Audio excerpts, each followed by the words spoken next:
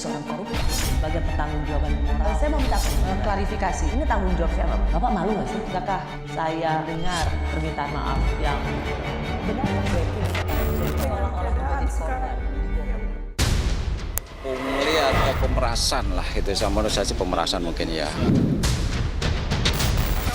Laporkan Saudara Firly Bahuri bahwa diduga telah terjadi pelanggaran kode etik yang dilakukan oleh Saudara Firly Bahuri selaku Ketua KPK, yaitu membocorkan rahasia negara kepada seseorang.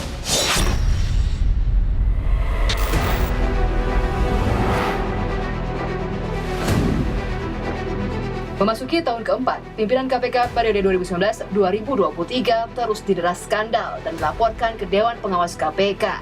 Era kepemimpinan Firly juga mencetak rekor sebagai pimpinan KPK terbanyak yang menjalani sidang etik Dewan Pengawas KPK. Termasuk Ketua KPK Firly Bahuri yang sudah berulang kali dilaporkan ke Dewan Pengawas KPK. Baru setahun menjabat Ketua KPK, Firly disanksi teguran tertulis oleh Dewan Pengawas KPK karena menggunakan helikopter untuk pergi ke Batu Raja, Sumatera Selatan. 2 tahun kemudian, Firly kembali dilaporkan karena pergi ke Jayapura, Papua, menemui tersangka kasus korupsi Lukas NMB. Namun, menurut Dewan Pengawas KPK, tidak ada pelanggaran etik dalam pertemuan Firly di rumah Lukas. Terakhir, Dewan Pengawas KPK kembali menggelar sidang etik untuk Firly atas laporan membocorkan dokumen penyelidikan kasus korupsi tunjangan kinerja di Kementerian SDM. Kredibilitas Dewan Pengawas KPK kembali dipertanyakan karena lagi-lagi Firly lolos dari sanksi. Bahwa laporan Saudara Endar Priantoro dan 16 pelapor lainnya yang menyatakan Saudara Firly Bahuri melakukan dugaan pelanggaran kode etik dan kode perilaku tentang membocorkan rahasia negara kepada seseorang adalah tidak terdapat cukup bukti untuk dilanjutkan ke sidang etik. Kemudian ada Lili Pintauli Siregar yang 2 kali menjalani sidang etik Dewan Pengawas KPK. Sempat mendapat sanksi berupa pemotongan gaji 40% selama 12 bulan karena terbukti menyalahgunakan wewenang dan berkomunikasi dengan pihak berperkara di KPK. Lili akhirnya mengundurkan diri setelah dilaporkan kembali ke Dewan Pengawas KPK atas dugaan gratifikasi, akomodasi, dan tiket menonton MotoGP Mandalika tahun 2022. Ironisnya, pengganti Lili Pintauli yakni Yohanis Tanak akan menjalani sidang etik usai dilaporkan telah menjalin komunikasi dengan pejabat ESDM yang sedang berperkara di KPK. 2. Dewan Pengawas menemukan ada komunikasi antara Saudara Yohanis Tanak dan Saudara Muhammad Idris Royoto Sihite yang dilakukan pada tanggal 27 Maret 2023 setelah Saudara Yohanis Tanak menjabat sebagai pimpinan KPK. Untuk hal ini cukup bukti untuk dilanjutkan ke sidang etik. KPK terus didera masalah. Usai pimpinannya, kini giliran puluhan pegawainya dibebas tugaskan karena dicurigai terlibat urusan pungutan liar alias pungli terhadap tahanan rutan KPK. Desember 2021 sampai dengan bulan Maret 2022 itu sejumlah 4M. Jumlah sementara sudah diketahui juga kira-kira dalam bentuk apa pungutan-pungutan itu dilakukan, ada berupa setoran tunai, semua itu menggunakan rekening pihak ketiga dan sebagainya. Jadi kolusi sebetulnya, udah kita nonjokkan. Ya semua. Berapa sih? Puluhan kok. Puluhan. Tapi kemarin sih kita sudah sepakat ya udahlah. Pokoknya kita ingin bersih-bersih, intinya itu. Tidak tertutup kemungkinan tidak hanya terjadi di rutan. Ya siapa tahu nanti di unit kerja yang lain atau pegawai yang lain ada yang kena. Sidang etik, sanksi, dan temuan pungli di lembaga anti korupsi menjadi pertaruhan Dewan Pengawas KPK yang diharapkan tidak sekedar menjadi anjing penjaga, tapi bisa menjaga marwah dan kehormatan KPK agar tidak dipandang sebelah mata atau menjadi lembaga antibodi yang seakan anti diberi sanksi. Karena pungli itu adalah tindak pidana. Copot Firly! Copot Firly!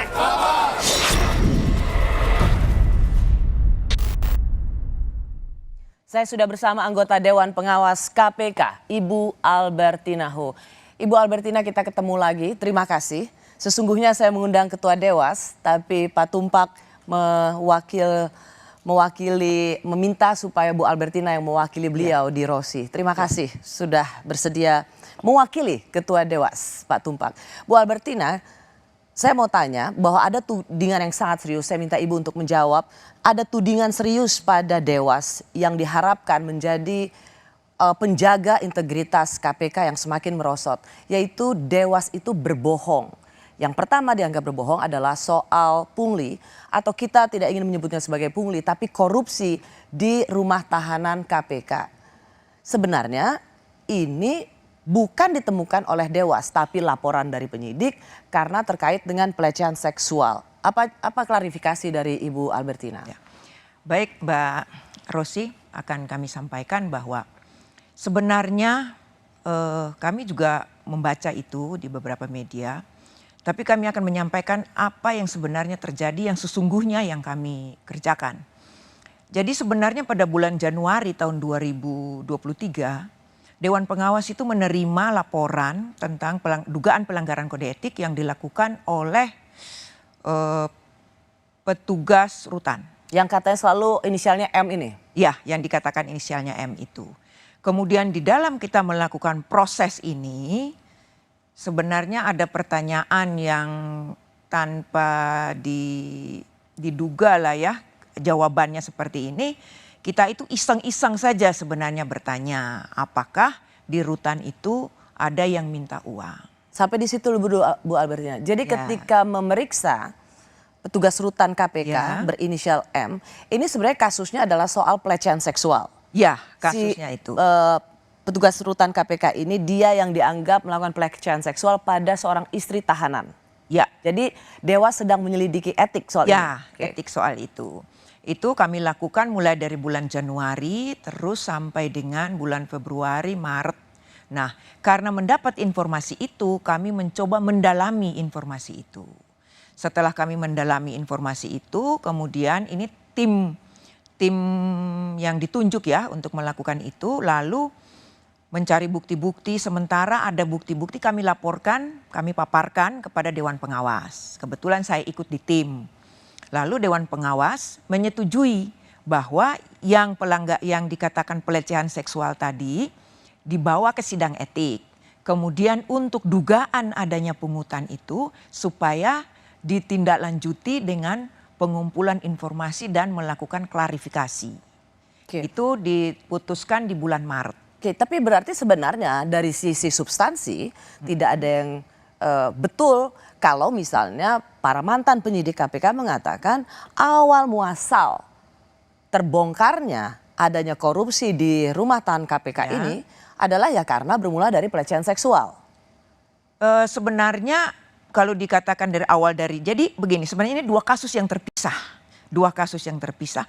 Kebetulan saja pada waktu kita menanyakan iseng-iseng tadi, kok jawabannya seperti itu. Nah, makanya kita ada dua surat tugas yang berbeda.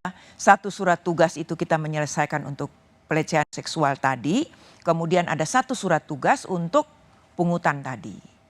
Nah, itu surat tugas untuk pungutan ini kita laksanakan mulai dari bulan April. Bulan April 2023. Jadi Bu Albertina mengatakan ini murni menjadi temuan yang dilakukan atau dihasilkan oleh penyelidikan Dewas. Dewas. Bukan juga berasal dari laporan tentang pelecehan seksual tadi. Karena laporan itu sama sekali tidak menyebutkan bahwa ada pemerasan, ada paksaan untuk memberikan uang tertentu. Tidak ada. Ini murni soal pengaduan pelecehan seksual. Bu Albertina, kalau gitu saya masuk dulu soal pelecehan seksual ini. Ini sebuah kabar yang sangat sebuah tindakan yang amoral, tapi kemudian hasilnya adalah pelaku sudah minta maaf dan dianggap selesai. Di mana keadilan untuk korban? Baik. Mengenai hal ini, kalau peraturan Dewan Pengawas yang dulu, Perdewas nomor 2 tahun 2020, itu dimungkinkan seorang pegawai KPK dipecat melalui sidang etik. Tetapi setelah pegawai KPK itu beralih menjadi ASN, peraturan Dewan Pengawas ini kita ubah, disesuaikan dengan peraturan etik untuk ASN. Saya izin, saya lihat di sini ada peraturan etik untuk ASN itu ada diatur di dalam peraturan pemerintah nomor 42 tahun 2004 tentang pembinaan jiwa korps dan kode etik pegawai negeri sipil. Oke, tapi itu adalah peraturan Bu Ya. Albertina. Tetapi ini tentang rasa keadilan di masyarakat. Ada aduan tentang pelecehan seksual. Tapi kemudian Dewas seolah menutup mata terhadap perilaku yang sangat tidak bermoral di jantung KPK. Baik, ini kami lanjutkan tadi ya. Nah, di dalam peraturan pemerintah ini untuk pelanggaran etik itu hanya bisa dijatuhkan sanksi moral. Sanksi moral. Yaitu misalnya? Permintaan maaf. Nah, itu sanksi moral. Kemudian di samping sanksi moral, kepada yang bersangkutan juga dapat direkomendasikan untuk diproses disiplin. Nah, jadi Dewas dalam hal ini telah menjatuhkan sanksi moral sesuai dengan peraturan pemerintah itu dan dikaitkan juga dengan peraturan Dewas nomor 3 tahun 2021. Kita berikan sanksi moral, kemudian di dalam putusan itu juga diberikan rekomendasi kepada inspektorat untuk memproses yang bersangkutan disiplinnya sesuai dengan peraturan perundang-undangan yang berlaku. Tidakkah Dewas melihat ini sebagai sebuah tindak pidana pelecehan seksual? Ya, betul. Dan dilakukan oleh pegawai KPK. Ya. Kenapa Dewas seolah menutup mata atau tidak bernyali untuk memberikan rekomendasi yang lebih keras bahwa sudah terjadi tindak pidana, yaitu satu berupa pelecehan seksual. Ya. Ini istri tahanan, dia berada dalam situasi di mana berada subordinat atau relasi kuasa. Ya. Bu Albertina, saya perlu menanyakan ini karena Ibu Albertina juga perempuan. Ya. Saya tidak melihat Dewas yang mana ada Ibu Albertina yang seorang perempuan Ya. juga berpihak pada korban. Baik. Dari rekomendasi, jadi Dewas tidak punya kewenangan untuk memproses disiplinnya. Ini kewenangan ada pada inspektorat. Nah, inspektorat inilah yang menindaklanjuti rekomendasi Dewas. Seharusnya kalau inspektorat itu mau melaporkan kepada APH, itu pun kewenangan ada pada inspektorat. Kenapa Dewas tidak langsung merekomendasikan pada inspektorat, ini harus diselidiki dan langsung diserahkan kepada aparat penegak hukum? Di dalam PP tadi juga disebutkan untuk diproses disiplinnya. Demikian, jadi kita sesuaikan dengan peraturan itu, kita sampaikan kepada inspektorat, kemudian inspektorat seharusnya yang memproses lebih lanjut sesuai dengan peraturan. Karena untuk pemecatan seorang pegawai negeri sipil itu bisa dilakukan melalui jalur disiplin tadi, peraturan disiplin. Tapi sebenarnya buat Bu Albertina sendiri, apakah inspektorat sudah cukup merespons apa yang menjadi rekomendasi Dewas? Inspektorat pada waktu itu menindaklanjutinya dengan melakukan pemeriksaan, kemudian kepada yang bersangkutan dijatuhkan sanksi sedang. Sanksi sedang Ya, untuk pelecehan seksual? disiplinnya sanksi sedang, ya.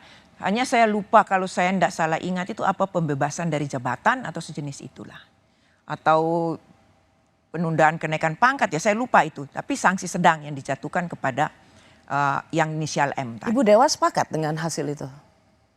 Itu karena kewenangan dari dari inspektorat, ya kami sepakat tidak sepakat, kami harus menghormati kewenangan dari inspektorat itu. Tapi sebagai seorang serikandi hukum, apakah itu? Kalau mau ditanyakan kepada saya pribadi, ini saya pribadi ya, seharusnya ini bisa diproses melalui jalur pidana. Harus Bisa dihukum saja itu. setimpal? Bisa saja. Artinya apa yang dihasilkan oleh inspektorat, saya mau tanya apakah ini bertentangan dengan hati nurani seorang Kalau serikandi saya hakim pribadi hukum? itu seharusnya bisa ditindaklanjuti untuk pidananya. Terbongkarnya 4 miliar pungli rutan KPK menambah daftar panjang aib KPK. Tapi informasinya saya dengar, hari ini rutan KPK juga masih mintain uang tahanan. Bahkan nilainya uang terkumpul miliaran. Betul. Katanya diperiksa Dewan Pengawas. Tapi kembali lagi saya nggak percaya Dewan Pengawas bekerja benar. Padahal kalau dilihat dari kewenangannya, seandainya itu benar, walaupun saya yakin benar, maka apakah KPK berwenang menangani perkara itu sendiri sebagai perbuatan tidak pidana korupsi? Kalau dari perkiraan saya, mestinya nggak berwenang. Kenapa? Karena levelnya bukan penyelenggara negara atau penegak hukum. Kira-kira bakal dilaporkan nggak itu? Tapi KPK-nya semakin lama semakin lemah, dilemahkan, dipasung. Sekarang udah ICU tuh bayangin. Saya masih bersama anggota Dewan Pengawas KPK, Ibu Albertina Ho. Ibu Albertina, tadi kita sudah bicara di bagian sebelumnya tentang pelecehan seksual. Nah sekarang kita bicara soal pungli atau korupsi di rutan KPK. Ini yang Ibu tadi katakan sebenarnya temuan yang ketahuan oleh Dewas saat pelecehan seksual. Tadi Ibu sempat mengatakan iseng-iseng bertanya. Apa pertanyaan iseng seperti apa? Iseng aja itu salah seorang fungsional saya pada waktu kita melakukan pemeriksaan menanyakan apakah di rutan itu dimintain uang. Nah, kemudian pada waktu itu saksinya menjawab iya. Nah, di situ kami kaget. Berapa yang diminta? Ini saksi si korban pelecehan itu? Ya. Berapa yang diminta? 22,5. Awalnya saya pikir 22.500, saya tanya lebih lanjut, 22.500, bukan 22.500.000. Nah dari situlah kami mulai menanyakan terus, lalu ada informasi awal itu, kami laporkan kepada Dewan Pengawas, kemudian Dewan Pengawas sepakat memerintahkan untuk membentuk tim, menerbitkan surat tugas untuk melakukan pengumpulan informasi dan bahan keterangan. Itu surat tugas diterbitkan pada tanggal 20 Maret 2023. Jadi memang sudah lama diterbitkan itu. Kemudian tim mulai melaksanakan tugas ke mana-mana untuk mencari informasi, mencari keterangan dari saksi-saksi dan sebagainya. Kemudian pada tanggal 16 Mei 2023 tim memaparkan hasil temuan itu semuanya secara lengkap. Kami paparkan di Dewan Pengawas. Kemudian dari paparan di Dewan Pengawas itu, Dewan Pengawas sepakat untuk menyerahkan ini, masalah pidananya kita serahkan kepada KPK, kepada pimpinan KPK dalam hal ini didampingi nanti oleh ini pidana kan? Ya, kami duga di situ ada unsur pidananya karena ada pungutan-pungutan seperti itu. Oke, diserahkan ke pimpinan KPK 16 Mei 2023 karena ini masuk dalam unsur pidana. Betul ya Bu? Ya, jadi Bu Albertina? kami tanggal 16 paparan di Dewan Pengawas, kemudian kami mengirimkan nota dinas mengundang pimpinan dan kami paparkan di pimpinan, dalam hal ini diwakili oleh Pak Alexander Marwata, didampingi Deputi Bidang Penindakan dan Eksekusi, Direktur Penyelidikan dan Kepala Biro Umum. Itu pada tanggal 22 Mei 2023. Tapi baru ada konferensi pers di bulan Juni, lama sekali. Betul. Apa yang ingin disampaikan oleh Dewas? Karena selama ini apa yang menjadi rekomendasi Dewas ke pimpinan KPK tidak dilanjutkan, tidak ditindaklanjuti? Sebenarnya karena setelah kami serahkan, kemudian kan kami sebagai tugas Dewan Pengawas kan juga memantau. Dalam hal ini saya ini berperan ganda. Di satu sisi saya sebagai tim untuk melakukan pengumpulan data, di satu sisi saya juga anggota Dewan Pengawas. Nah, jadi Dewan Pengawas juga melakukan pemantauan sampai di mana laporan dari Dewan Pengawas. Sampai di mana? Ternyata sampai tidak ada tindak lanjut. Tapi kami lihat belum ada, ya sampai itu kan belum ada tindak lanjut apa-apa, belum ada kedengaran. Saya ingin dapat gambaran bahwa kenapa akhirnya Dewas membuat rilis dan mengatakan soal pungli ini yang memang juga didapati oleh Dewas karena selama ini pimpinan KPK tidak menindaklanjuti apa yang menjadi rekomendasi Dewas. Karena kami menunggu belum ada yang jelas ya, secara jelas pimpinan kami KPK lihat. tidak menindaklanjuti apa yang menjadi rekomendasi Itu Dewas. yang saya tidak tahu menindaklanjuti atau tidak, tapi yang jelas kami kan belum menerima atau belum mendengar mengenai hasil yang kami serahkan kepada pimpinan KPK. Jadi setelah itu kebetulan ada konferensi pers, kami adakan konferensi pers mengenai laporan-laporan dugaan pelanggaran kode etik. Apa Di waktu waktu yang itu? sama kami sampaikan juga mengenai Apa pemikiran Bu Albertina waktu itu? pemikiran saya kita harus menyampaikan ini kepada pers supaya pers juga tahu. Jangan dipikir kami menyembunyikan karena kami bukan, sebenarnya kami tidak berniat untuk menyembunyikan. Pertimbangan kami belum kami ungkapkan kepada pers sebenarnya, kami serahkan dulu kepada pimpinan KPK untuk ditindaklanjuti karena ini harus ditindaklanjuti dengan proses penyelidikan.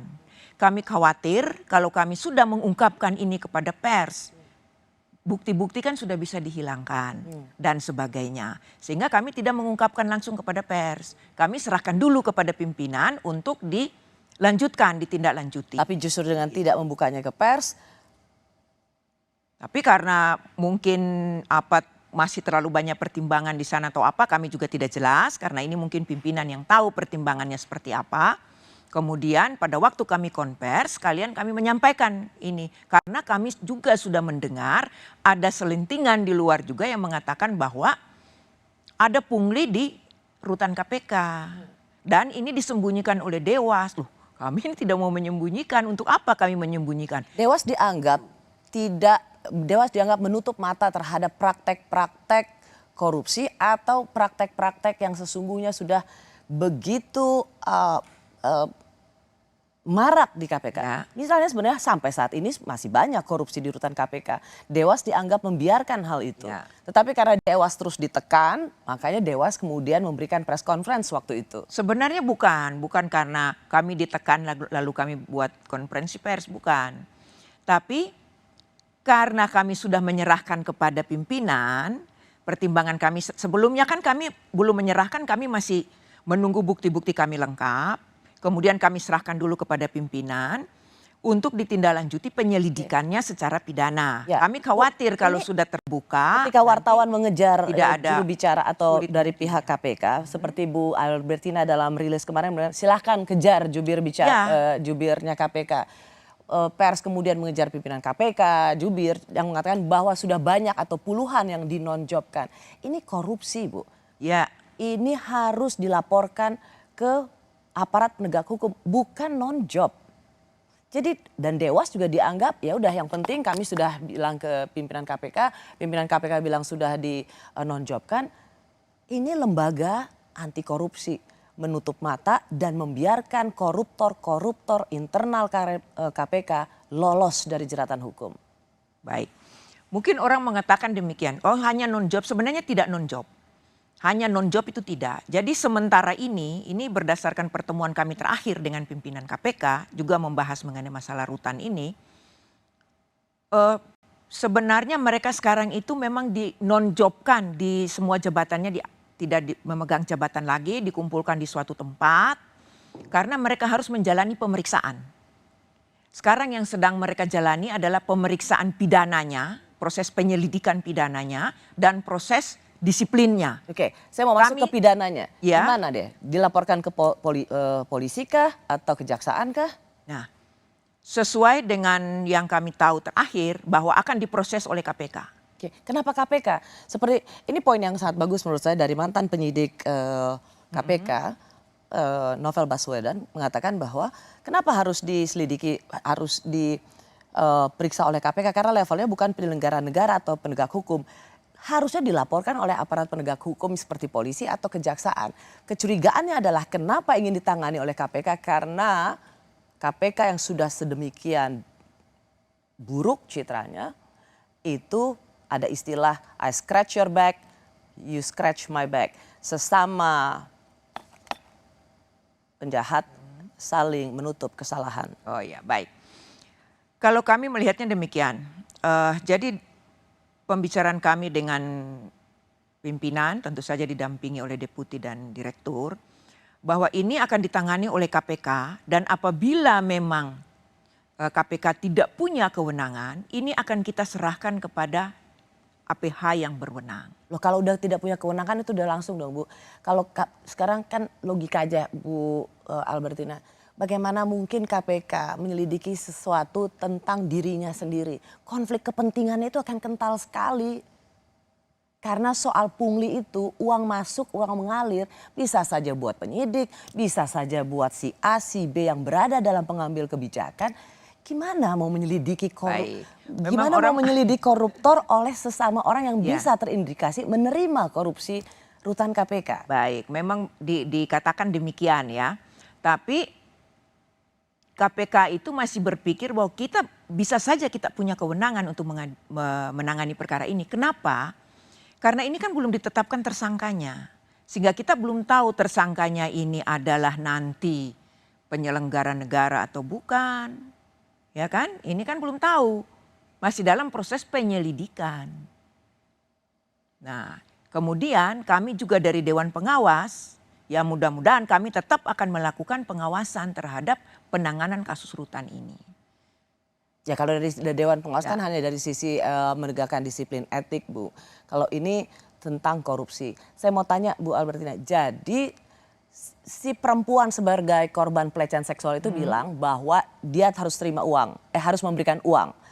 Atau kalau dan itu semua orang, hampir semua tahanan juga mengatakan hal yang sama. Masing-masing kasih 22 juta, 70 juta. Macam-macam jumlahnya. Ke siapa? Rekening siapa? Itu udah Dewas bisa tahu nggak?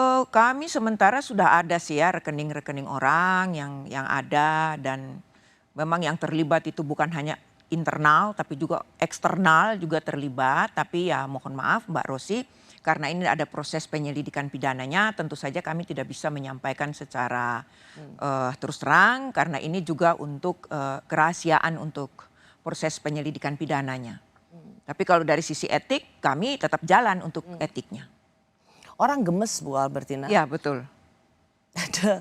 Ada pelecehan seksual, istri tahanan dipaksa untuk berfoto telanjang dan hal-hal yang sangat tidak bermoral. Lalu kemudian ketahuan juga bahwa tahanan itu harus memberikan uang supaya dapat fasilitas. Dan seperti nggak bikin apa-apa Dewas. Dewas tidak menjadi penegak marwah integritas KPK. Ya. Seperti yang tadi saya katakan, aib demi aib ada di KPK. Dewas seperti menutup mata. Baik, kalau orang memang mungkin bisa mengatakan demikian ya Mbak. Kalau memang kami berniat menutup mata, kami tidak akan melakukan pengusutan sampai terbongkar. Supaya diketahui saja bahwa pungutan ini bukan baru kemarin. Ini sudah sangat lama ada. Seberapa lama? Saya yakin sudah sangat lama. Yang jelas setelah ini terbuka di pers, itu saya ada beberapa juga dapat WA dari orang yang saya tidak kenal, ada yang saya kenal yang menyatakan bahwa dia tahu itu sudah tahu sejak tahun 2019, ada yang mengatakan tahu sudah lama sejak tahun 2015 dan sebagainya. Tapi kami tentu saja punya kewenangan yang sangat terbatas untuk mengusut sampai ke belakang sana. Dan harapan kami ini harus diproses secara pidana yang punya upaya paksa. Bisa mundur sampai ke belakang sini dan bisa diketahui siapa saja yang terlibat. Bagaimana supaya itu harus ada upaya pidana? Apa yang bisa dilakukan oleh Dewas? Kami akan mengawasi terus pelaksanaan tugas yang sekarang dilaksanakan oleh penyelidik sekarang di tingkat penyelidikan. Kami akan kawal terus melihat sampai ke tingkat penyidikan sampai kemana berakhirnya kasus ini. Bu Albertina nggak bisa ya Dewas itu merekomendasikan bahwa ini harus langsung dilaporkan. Pimpinan KPK harus melaporkan hal ini kepada aparat penegak hukum. Misalnya kepolisian atau kejaksaan. Nggak bisa rekomendasinya seperti itu? Bisa saja kami buat rekomendasi itu. Tapi kami kan masih setelah kami laporkan ini akan ditindaklanjuti. Kami kan melihat dulu perkembangannya seperti apa. Enggak, maksudnya jadi langsung saja biar aparat penegak hukum yang menyelidiki korupsi di rutan KPK.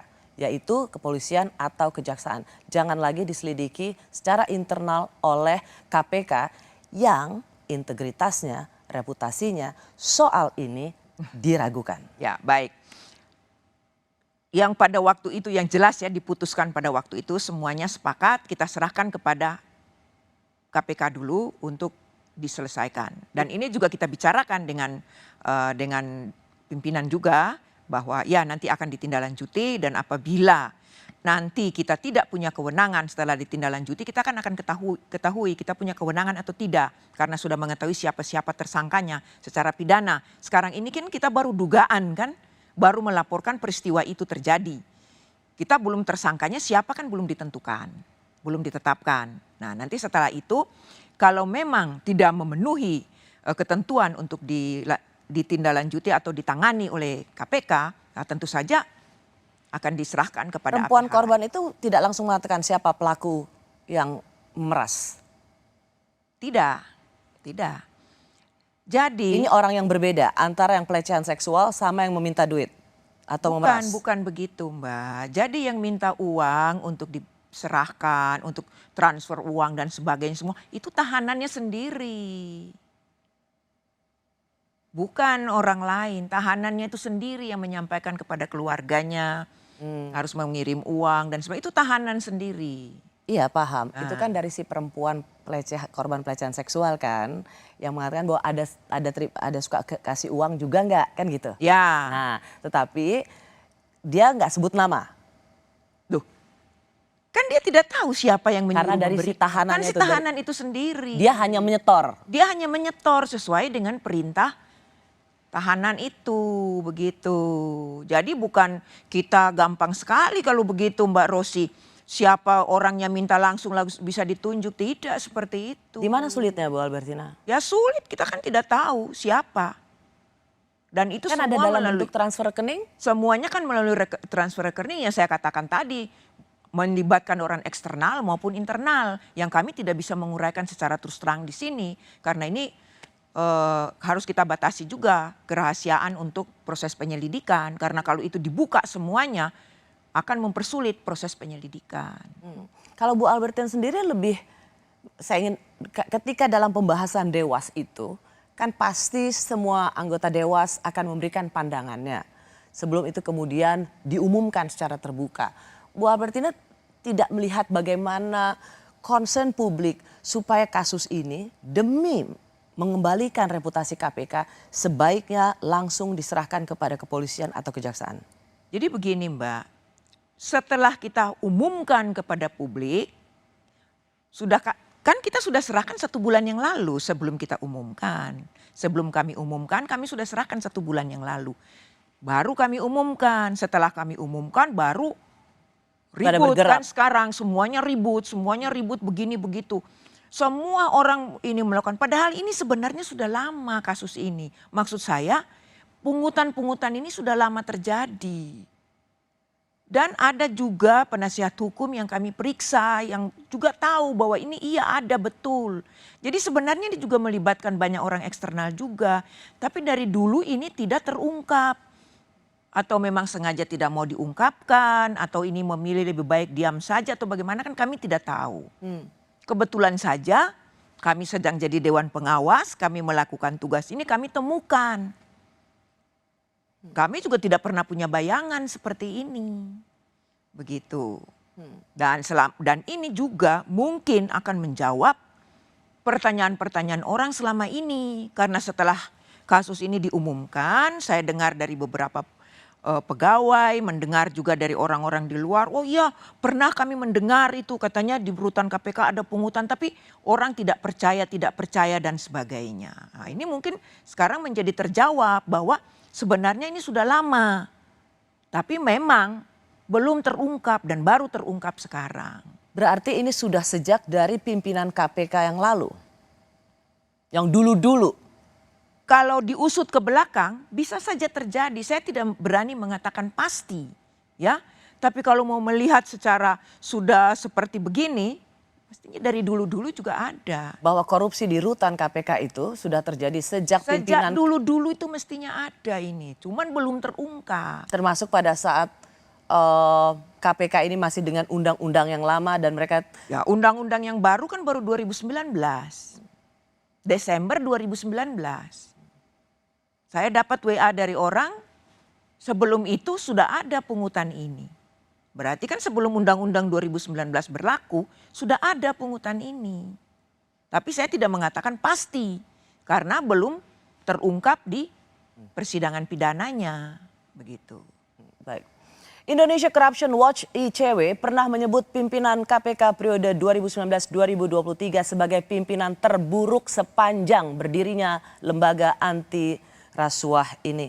Tapi kenapa Dewas seolah menjadi pelindung pimpinan KPK yang bermasalah? Dari laporan yang kami kumpulkan, kalau tidak salah lebih dari 10 laporan tentang kebocoran informasi di ESDM. Ya kebetulan pada saat itu saya masih menjabat deputi di situ, sehingga sedikit banyak saya tahu tentang itu.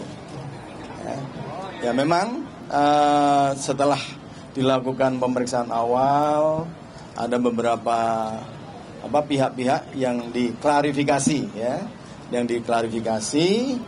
kami memang sudah menemukan adanya peristiwa pidana. Buktinya apa? Bahwa ada informasi yang kita dapatkan yang ternyata informasi itu masih dalam proses penyelidikan di KPK, ada di pihak-pihak yang sedang menjadi target-target daripada penyelidikan itu. Maka Dewan Pengawas dalam pemeriksaan pendahuluan memutuskan bahwa laporan saudara Endar Priantoro dan 16 pelapor lainnya yang menyatakan saudara Firly Bahuri melakukan dugaan pelanggaran kode etik dan kode perilaku tentang membocorkan rahasia negara kepada seseorang adalah tidak terdapat cukup bukti untuk dilanjutkan ke sidang etik. Saya masih bersama anggota Dewan Pengawas KPK, Ibu Albertina Ho. Bu Albertina, kekecewaan yang luar biasa dari masyarakat sipil, aktivis anti korupsi soal pengumuman yang disampaikan bahwa tidak cukup bukti untuk sidang etik. Kasus yang sama seperti yang dikatakan oleh Kapolda Karyoto bahwa ya menemukan adanya peristiwa pidana. Kenapa harus buru-buru langsung mengatakan bahwa tidak cukup bukti untuk sidang etik? Nunggu aja dulu di Polda Metro Jaya. Oke. Begini Mbak Rosi, jadi kami di Dewas itu ada yang namanya POB ya. Apa itu? Prosedur operasional baku. Itu semuanya ada tenggang waktunya. Suatu laporan masuk, berapa hari harus kita lakukan apa, kemudian kita lakukan apa, itu secara bertahap itu semua diatur, ada tenggang waktunya. Jadi tidak bisa suatu laporan masuk kita diamkan aja, tunggu dulu. Nanti kapan-kapan baru kita umumkan, itu tidak bisa. Bercermin dari itulah kita harus melaksanakan POB ini sesuai dengan ketentuan yang ada. Nah kita mengumumkan itu, makanya kalau kita lihat di dalam pengumuman itu dikatakan bahwa tidak cukup bukti untuk kita lanjutkan ke sidang etik. Oke, tidak cukup bukti. Saat itu tidak cukup bukti untuk melanjutkan ke sidang etik. Ya. Berarti belum tentu. Ya. Tidak ada pelanggaran etik. Belum tentu. Di situ kita belum mengatakan bahwa tidak ada pelanggaran etik, tidak. Oke. Berarti belum menemukan, bukan berarti tidak ada pelanggaran etik. Bukan berarti tidak ada pelanggaran etik di situ. Tidak cukup bukti. Nah, untuk kita lanjutkan ke sidang etik. Kenapa tidak meneruskan dengan kalimat bahwa dan menunggu kasus ini ditindaklanjuti dalam penyidikan di Polda Metro Jaya. Sehingga Dewas juga dianggap cukup bergigi untuk melihat ada yang serius dalam kebocoran dokumen ini. Kami memang mengatakan tidak mengatakan demikian karena sesuai dengan peraturan Dewan Pengawas yang ada, peraturan Dewan Pengawas nomor 4, itu dikatakan tidak cukup bukti untuk kita lanjutkan ke sidang etik. Nah, pengertian tidak cukup bukti di sini pada saat kita pemeriksaan pendahuluan itu tidak cukup bukti. Tapi kalau nanti di kemudian hari ada bukti-bukti lain, katakanlah misalnya perkara ini lalu ditindaklanjuti, diproses oleh Polda Metro Jaya, kemudian disidangkan, terbukti di situ ada tersangkanya, terbukti ada tindak pidananya, ya bisa pelanggaran etik kita lanjutkan kembali karena kita Dewan Pengawas tidak mengatakan tidak ada pelanggaran etik atau tidak melanggar kode etik, tidak. Oke, tapi Bu Albertina, tidak cukup. Karena kasus kebocoran dokumen ini juga skandal yang sangat memukul reputasi KPK. Bagaimana mungkin ada dokumen yang sama itu dimiliki oleh penyidik KPK tapi juga bisa ada dimiliki oleh seorang yang sedang berperkara di KPK. Saya mau kasih lihat video yang selama ini beredar di masyarakat Ya, dan baik. termasuk juga disinggung oleh Ketua Dewas, yaitu soal pada waktu penggeledahan di Kementerian SDM. Ini videonya.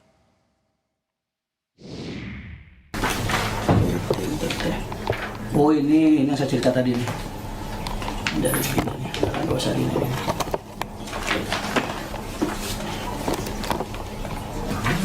Iya saya disebut di sini. Iya, dapatnya dari Pak Firly itu. Dari Pak Firly dapatnya. Sebaiknya jangan deh. Sensitif. Ada dokumen rahasia dari penyidik KPK itu terus disebut ini dari Pak Firly, sebaiknya jangan deh. Ini diakui kan memang video waktu penggeledahan di kantor SDM ya? Ya, betul. Itu video pada waktu penggeledahan di kantor ESDM. Karena setiap proses penggeledahan itu pasti di video. Nah, video ini ketika itu diakui sebagai bagian dari penggeledahan, jadi ini bukan hoax. Dan ada dokumen yang sama.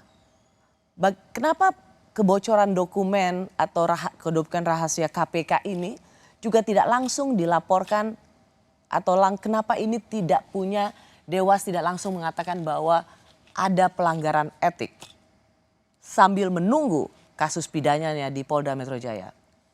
Karena kalau Dewas mengatakan Dewas itu tidak mengatakan ada pelanggaran etik atau tidak. Ya, kalau kita di pemeriksaan pendahuluan itu kita hanya mengatakan cukup bukti atau tidak untuk kita lanjutkan. Baik, kalau ke begitu sidang saya ganti pertanyaannya Bu Albertina. Bagaimana mungkin ada dokumen bisa bocor ke orang yang sedang berperkara di KPK? Baik, ini mungkin perlu saya jelaskan dulu. Sebenarnya yang dibilang dokumen yang bocor itu bukan dokumen, ya, bukan dokumen penyelidikan, bukan. Itu ada 3 lembar kertas. 3 lembar kertas, yang lembar pertama itu berisi nama-nama, yang nama-nama ini ada di hasil telahan. Nama-nama. Jadi ini dokumen ini bukan dokumen penyelidikan, bukan. Nama-namanya, jadi materi yang ada di lembar pertama, di halaman pertama, itu yang nama-nama yang ada di hasil penyelidikan, hasil penelahan.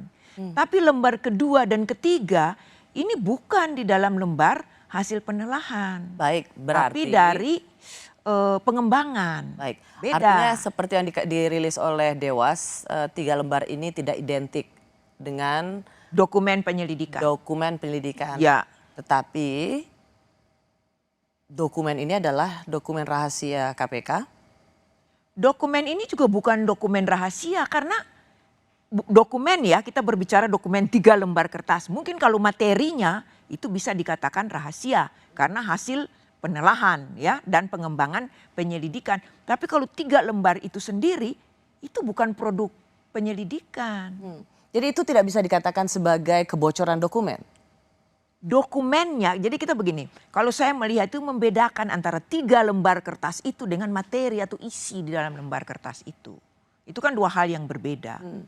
3 lembar kertas itu bukan produk penyelidikan, bukan produk resmi KPK, bukan. Itu pertanyaan saya, apakah kemudian itu membuat konklusi Dewas tidak ada kebocoran dokumen rahasia?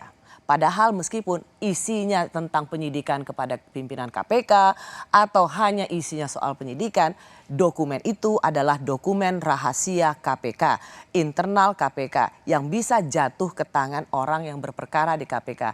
Apalagi orang itu mengatakan bahwa ini dari ketua KPK. Baik. 3 lembar itu tadi Mbak Rosia, kita tidak bisa mengatakan itu dokumen. Kalau kita mau melihat kepada definisi dokumen, itu dokumen apa? Tidak ada judul, tidak ada apa-apa di situ. 3 lembar kertas itu hanya ada tindak pidana korupsi, apa dugaan tindak pidana korupsi atau apa. Terus ada nama-nama orang, itu aja. Itu dokumen apa? Bukan dokumen KPK. Itu bukan dokumen KPK. Resmi KPK, bukan. Itu mau disita oleh penyidik KPK, tapi si Hite waktu itu mengatakan tidak mau, dan penyidik KPK setuju dan tunduk pada orang yang sedang berperkara. Nah, ini begini gimana itu menjelaskannya? sebenarnya, ya. Pada waktu penggeledahan itu dilakukan, itu penggeledahan dalam perkara tunjangan kinerja. Sementara dokumen ini adalah dokumen masalah IUP. Sehingga ketika yang berperkara menolak untuk disidak, penyidik KPK tidak dapat berbuat apa-apa. Bukan penyidik KPK tidak dapat berbuat apa-apa, tapi sesuai dengan ketentuan di dalam undang-undang juga bahwa kita melakukan penyitaan itu harus terhadap dokumen-dokumen atau barang apa saja yang berhubungan dengan tindak pidana yang dilakukan.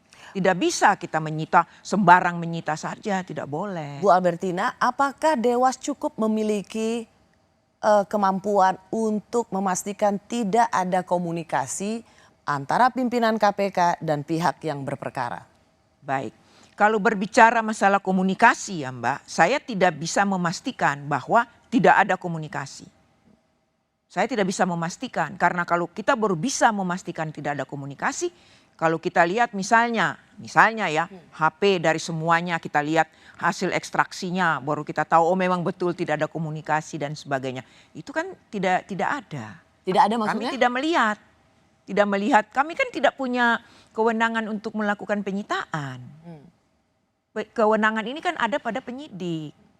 Sehingga kalau disampaikan oleh Polda Metro Jaya ada bukti-bukti, ya memang penyidik itu lebih mudah melakukan penyitaan. Biar clear di sini. Artinya kalaupun ada dokumen bocor, meskipun Ibu mengatakan ini tidak sama atau identik dengan dokumen rahasia KPK, dan kemudian ini sebenarnya ditengarai bahwa ada komunikasi pimpinan KPK dengan pihak yang berperkara, itu Dewas tidak dapat memastikan karena ekstraksi handphone itu hasilnya tidak dapat dimiliki oleh KPK. Iya, kami tidak mestinya kan kalau begini Mbak. Misalnya komunikasi saya dengan Mbak Rosi, mestinya kan ekstraksi punya Mbak Rosi, ekstraksi juga punya saya, kan begitu. Jadi lengkap kan kita bisa melihat itu. Nah, ini kami kan tidak ada upaya paksa di situ untuk bisa memaksa seseorang memberikan izin ini ekstraksi HP saya dan sebagainya. Ini juga upaya paksa itu kan tidak ada di Dewan Pengawas. Makanya sesuai keputusan Dewan Pengawas itulah yang diumumkan kemarin. Karena kita menemukan tidak cukup bukti untuk kita lanjutkan ke sidang etik. Tetapi kalau nanti di kemudian hari itu sebenarnya berikutnya ya, kalau di kemudian hari memang terbukti ada tindak pidana di situ, tentu saja terbuktinya kan ada persidangan. Sampai saat ini tidak bisa menemukan adanya keterlibatan atau indikasi komunikasi antara pimpinan KPK dan pihak yang berperkara di KPK. Kami sampai dengan saat waktu pemeriksaan pendahuluan itu belum menemukan bukti menemukan atau tidak bisa menemukan bukti karena HP pimpinan dianggap satu pesannya hilang atau di riset ulang, belum menemukan atau tidak bisa menemukan. Kita sudah mencari bukti-bukti secara optimal ya dengan sesuai dengan kewenangan kami dan kami belum menemukan itu. Belum menemukan hubungan. Saya katakan belum menemukan karena bisa saja besok-besok menemukan.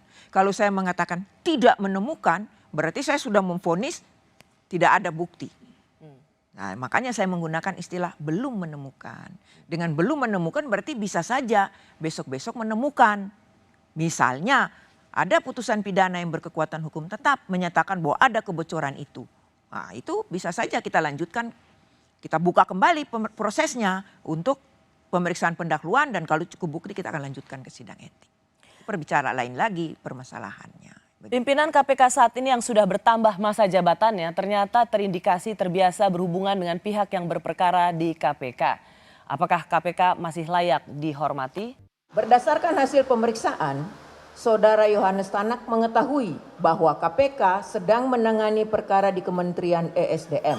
Hal ini dikuatkan dengan fakta kehadiran Saudara Yohanes Tanak dalam ekspos perkara Kementerian ESDM pada tanggal 27 Februari 2023. Selain itu, Saudara Yohanes Tanak juga memberikan disposisi ACC SGRTL dalam lembar informasi bagi pimpinan KPK nomor agenda LD 766-02 intern dan seterusnya terkait dengan pengajuan surat perintah penyidikan perkara tunjangan kinerja di Kementerian ESDM. Dalam pemeriksaan, Dewan Pengawas juga sudah menanyakan kesediaan Saudara Yohanes Tanak untuk melakukan ekstraksi terhadap HP-nya dalam rangka memastikan komunikasi pada tanggal 27 Maret 2023 yang terhapus tersebut. Namun, Saudara Yohanes Tanak menolak. Saya masih bersama anggota Dewan Pengawas KPK sekaligus Hakim nonaktif Ibu Albertina Ho. Bu Albertina tadi bilang Dewas nggak punya kewenangan untuk mengekstraksi handphone. Ini bisa. Dalam pemeriksaan Dewan Pengawas juga menanyakan kesediaan antara saudara Johnny Saek untuk melakukan ekstraksi terhadap HP-nya. Jadi bisa dong kan? Ya, betul. Di pemeriksaan ini kami minta untuk kesediaannya untuk diekstraksi. Ditarik ya itu ya percakapannya? Ditarik percakapan itu untuk dilihat kembali. Ya, tapi yang bersangkutan tidak mau, menolak. Dan Dewas tidak punya kemampuan untuk memaksa itu? Tidak punya hak paksa? Kami kan kalau dalam pidananya kan tidak bisa kami punya upaya paksa, memaksa seseorang ambil ini dan sebagainya. Tapi dari mana kemudian Johnny Tanak ini punya cukup bukti untuk dilanjutkan ke sidang etik bahwa dia berhubungan dengan pihak yang sedang berperkara? Baik. Jadi khusus untuk kasus JT, saya singkatkan saja JT. JT ini sebenarnya ada laporan dari ICW mengenai komunikasi yang dilakukan oleh yang bersangkutan di tahun 2022. Setelah laporan ini masuk, kami minta untuk ekstraksinya HP-nya si Hite. Karena HP si Hite ini memang diekstraksi dalam perkara pidana. Oleh penyidik? Oleh penyidik. KPK? KPK. Di perkara pidana. Penyidik-penyidik kita minta jadi saksi. Mereka menyampaikan. Kemudian dari DF KPK juga lab LBBE-nya KPK kami minta juga menjadi saksi. Mereka membuat laporannya. Nah, dari laporan itu yang disampaikan oleh LBBE KPK kita sandingkan LBBE dengan ini ibaratnya laboratoriumnya KPK lah ya? Ya, laboratorium barang bukti elektronik miliknya KPK. Kami lihat bahwa laporan yang disampaikan oleh ICW itu memang betul materi komunikasi itu secara garis besar, secara pokoknya itu betul ada, komunikasi oleh mereka ada, dan JT juga mengakui komunikasi itu ada, hanya tanggal bulannya diedit, begitu, dan tahunnya diedit. Jadi tidak sebenarnya lagi sudah hasil editan yang dimasuk di dalam Twitter Rakyat Jelata yang dilaporkan oleh ICW. Itu editan. Dilakukan komunikasi itu ada, semuanya diakui, tapi itu dilakukan sebelum JT menjabat sebagai pimpinan KPK. Nah, kemudian dari hasil LBBE tadi, di bagian bawahnya kami temukan, nah ini temuan dari Dewan Pengawas, bahwa ada komunikasi juga setelah JT menjabat sebagai pimpinan KPK. Dan ini bukan yang dilaporkan oleh ICW. Oke. ICW melaporkan ada percakapan antara JT dengan pihak perkara karena sebelum ia menjadi pimpinan KPK. Ya. Tetapi Dewas juga menemukan bahwa pimpinan KPK yang satu ini yang menggantikan pimpinan KPK yang juga melanggar etik berhubungan dengan pihak berperkara mendapat fasilitas dari perusahaan. Jadi dia ini kan menggantikan orang yang bermasalah. Ya. Tapi sekarang dia ini juga bermasalah. Kalau JT. saya bilang bermasalah mungkin masih dalam tanda petik ya Mbak Rosi, karena belum Tetapi disidangkan. apa yang ditemukan oleh Dewas bahwa pimpinan KPK ini, salah satu pimpinan KPK ini berhubungan dengan orang berperkara? Ya. Sesuai dengan yang sudah dirilis oleh Dewan Pengawas di dalam konversinya itu, bahwa kita temukan di situ ada komunikasi antara JT dengan si Hite. Dari mana dapat ini bisa temuan komunikasinya? Dari hasil ekstraksi, hasil LBBE. Dari kami dapat dari laboratorium barang bukti elektronik. Jadi dari penyidik ya? Ya, kami dapat itu dari DF kan, kalau LBB ini dapat dari DF, tapi tentu saja dengan sepengetahuan penyidik. Karena penyidik-penyidik juga kami undang sebagai saksi. Karena mereka yang melakukan penyitaan terhadap Ini supaya clear HP. penonton yang mendengarkan wawancara kita Bu Albertina. Tadi kasusnya dengan kebocoran dokumen Ya. dengan Ketua KPK Pak Firly karena tidak ada ekstraksi atau percakapan yang bisa diambil Ya. itu belum dimiliki oleh penyidik KPK. Sementara untuk JT ini karena ada kasus korupsi di SDM, Ya. JT ini ikut nyangkut Ya, percakapannya ikut nyangkut, betul. dengan orang yang Ya. berperkara di KPK. Ya. Ikut nyangkutnya di situ. Ya. Nah, setelah kami lihat ada percakapan itu, kemudian sesuai dengan rilis kami itu, di situ kami tanyakan, kami periksa, kami undang semuanya, kami periksa. JT menyatakan bahwa dia itu mengirimkan foto Iup dari temannya, seorang pengusaha yang bernama Indra. Memang ada 3 WA dalam 3 kali pengiriman sesuai yang kami rilis itu yang dihapus oleh yang bersangkutan. Oke. Dihapus oleh JT. Bu, ini kan sudah sangat terang benderang. Begitu sering pimpinan KPK ini begitu sering untuk dapat di sidang-sidang etik, tapi faktanya itu tidak pernah ada yang memberikan efek jera. Dewas ini sebenarnya masuk angin ya, bahwa ada anggota Dewas lain itu sebenarnya adalah titipan-titipan pimpinan KPK yang bermasalah. Baik, kalau Mbak Rosi tanya saya, apa ini ada yang titipan, atau ada ini yang masuk angin? Ya ini mungkin kalau saya serahkan aja masyarakat untuk menilai ada titipan atau ada masuk angin, silakan saja kalau masyarakat itu melakukan penilaian. Karena saya sendiri tidak bisa mengatakan iya ini titipan, ini. Sebenarnya yang paling tahu itu adalah yang bersangkutan sendiri sih sebenarnya itu. Karena yang paling tahu. Dalam pengambilan keputusan Dewas itu ada kan tentu ada diskusi, ada Ya. dissenting opinion juga nggak? Kalau di dalam pemeriksaan pendahuluan, kita bisa berbeda pendapat dan itu semua dicatat di situ, tapi keluarnya tidak terekspos keluar karena untuk pemeriksaan pendahuluan itu kan memang tidak untuk konsumsi publik. Pernah kan sering begitu. berbeda pendapat nggak? Ya. Bu, Berbeda pendapat kan biasa Mbak know, dalam suatu betul. diskusi. Berbeda pendapat tetapi Ya. sesuatu yang melanggar prinsip Anda. Meskipun Anda tidak, saya yakin Anda tidak ingin mengatakannya sekarang, tetapi sering nggak itu terjadi bahwa ada pandangan pendapat yang begitu diametral sesungguhnya dengan apa yang dihasilkan Dewas? Ya, saya pikir dari dulu saya jadi hakim juga biasa juga saya berbeda pendapat. Jadi mungkin di Dewas ini bukan mungkin ya. Ada juga dalam diskusi-diskusi perbedaan pendapat dan saya berbeda pendapat. Misalnya? Misalnya dalam diskusi-diskusi kita dalam pemeriksaan pendahuluan, oh saya berbeda pendapat. Ya, contoh kasusnya Tidak ada misalnya? masalah. Ya. Contoh kasusnya misalnya? Wah, saya enggak ingat lagi Mbak kasus-kasusnya. Karena kita banyak kan kasus-kasus etik ini. Nah, misalnya kalau ada perbedaan pendapat, itu semua ada dicatat di situ. Nah, kemudian kita keluarnya kan harus satu pendapat. Oke, contoh Lili Pantauli misalnya seperti itu. Itu kan tidak menimbulkan efek jera karena dia yang kemudian mengundurkan diri. Diganti oleh pimpinan KPK yang juga terbiasa berkomunikasi dengan orang yang berperkara. Ya. Kira-kira Dewas ini akan punya gigi nggak untuk memberikan contoh keputusan Dewas yang bertaji? Ya, untuk JT ini, Mbak, paling tidak ini kami membuktikan, ya, kami ingin membuktikan kepada masyarakat, kepada publik bahwa kami bekerja serius sebagai Dewan Pengawas. Sebenarnya komunikasi ini kan tidak ada yang tahu, Mbak. Tapi kami berani mengungkapkan bahwa ada komunikasi ini. Dan ini kami menganggap cukup bukti untuk kami lanjutkan ke sidang etik. Putusan sidang etik bagaimana? Ya, nanti kita lihat. Mungkin direncanakan sih dalam bulan Juli ini sudah dilaksanakan sidang etiknya. Berani nggak Dewas memberikan sanksi bahwa harus berhenti?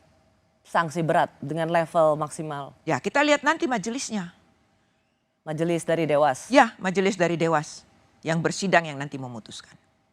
Kalau Anda yang dipilih? Kalau saya yang dipilih, saya kan baru 1 orang Mbak. Yang sidang 3 orang. Yang sidang 3 orang. Jadi kalau saya sendiri mau sidang berat atau bagaimana, nah dan juga kita tergantung bukti di persidangan. Bu Albertina, banyak yang sungguh-sungguh merasa sayang, atau bukan sayang, artinya sudah demikian patah arang dengan reputasi KPK, padahal begitu diharapkan. Tapi melihat sekarang itu terlalu banyak aib demi aib, skandal demi skandal, dan Dewas seperti tadi saya sering tanyakan pada Bu Albertina, seolah tidak bertaring untuk menegakkan disiplin etik maupun menyerahkan apa yang menjadi persoalan pidana pada aparat penegak hukum supaya tidak hanya sekedar diselesaikan di KPK. Ya. Poin saya adalah banyak yang kemudian mengatakan kita sudah tidak perlu lagi KPK, bubarin aja, apalagi sekarang apa yang dipertontonkan oleh KPK tidak lagi memiliki marwah dan integritas seperti yang dulu kita harapkan. Apa tanggapan Bu Albertina? Kalau tanggapan saya Mbak, kalau memang ini sudah tuntutan publik memang harus dibubarkan dan memang ini disetujui juga oleh legislator tentu saja, ya dibubarkan, tidak ada masalah juga kalau memang sudah saatnya memang harus dibubarkan. Karena kita juga ketahui bahwa kalau komisi itu kan setahu saya sih bukan sesuatu yang harus berada terus, harus tetap ada. Kan bisa saja dia dibubarkan, mungkin diganti dengan yang lain atau bagaimana. Bu Albertina tapi bisa paham kan bagaimana kecewa dan marahnya publik, masyarakat anti korupsi melihat apa yang dipertontonkan KPK? Saya sangat paham Mbak, saya sangat paham dan saya sangat juga berharap Mbak.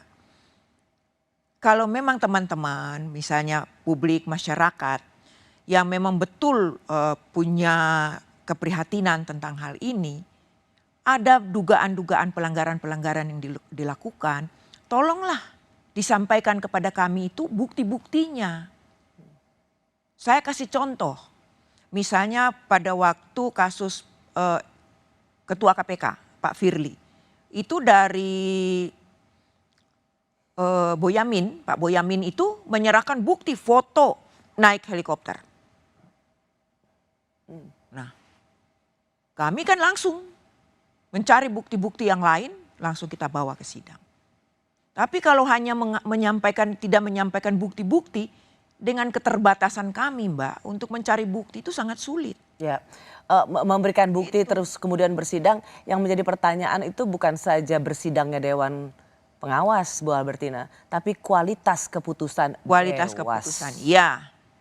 Jadi tidak cukup hanya soal prosedural bersidang, tapi kualitas keputusan Dewan menegakkan disiplin, etika disiplin dan menegakkan kembali marwah KPK itu yang dianggap Dewas bagaikan macan ompong. Ya, itu penilaian ya Mbak ya, enggak apa-apa. Saya terima kok penilaian apapun yang diberikan, bagi saya itu tidak masalah. Yang penting bagi saya bahwa saya bersungguh-sungguh untuk melaksanakan semuanya ini. Bu Albertina Host selalu menyenangkan bicara dengan Anda. Terima kasih banyak untuk semua penjelasan dan klarifikasinya. Terima kasih. Sama-sama Mbak. Saya Rosyana Silalahi, terima kasih sudah menyaksikan Rosi. Tetaplah di Kompas TV, independen, terpercaya.